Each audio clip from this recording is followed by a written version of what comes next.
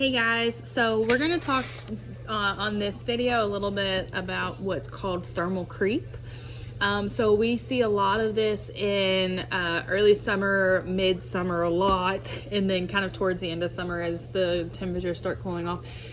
Thermal creep is something that can happen in any spa.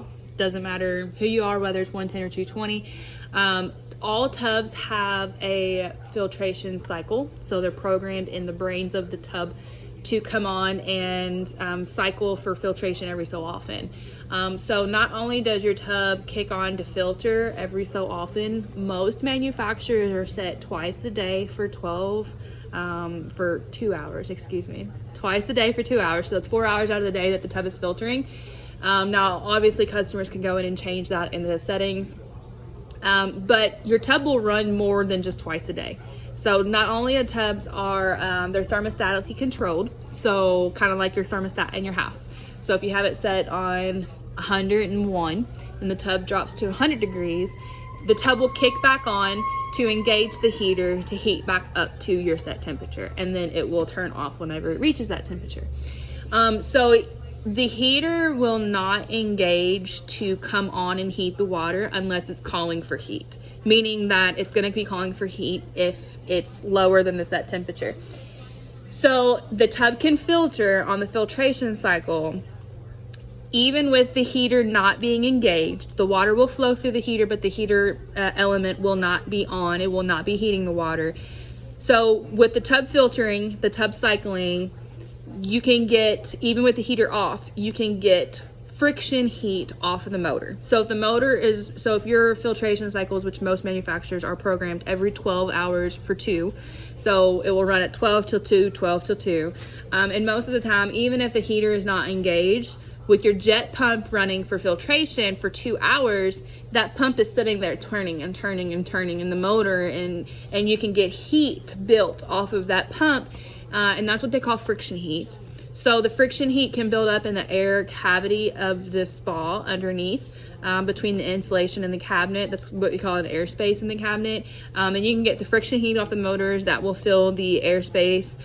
You can get just any kind of heat. Tubs are well insulated. Most brands, I should say, are pretty well insulated. So they'll hold the heat. That's what they're made to do. So that's what we call thermal creep. And actually some manufacturers even put it in their owner's manual talking about thermal creep.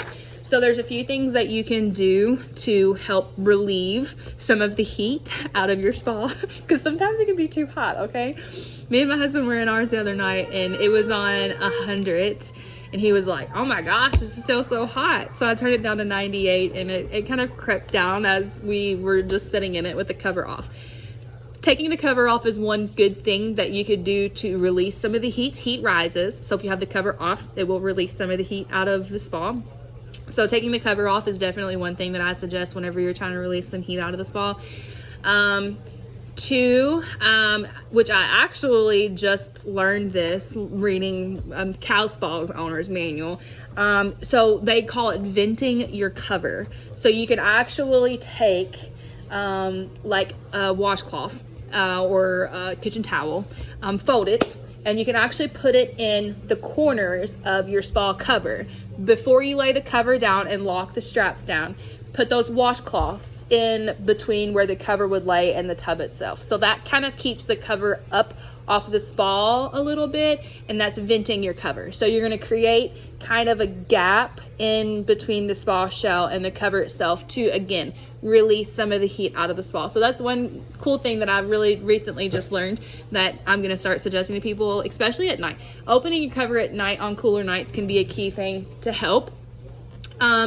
My personal favorite that everybody seriously at work judges me for and laughs at it, but then they turn around and suggest it to their customers, which I find funny. I suggest frozen milk jugs. So, years ago when I first started throwing pitches out, talking to people, I learn things new every day still.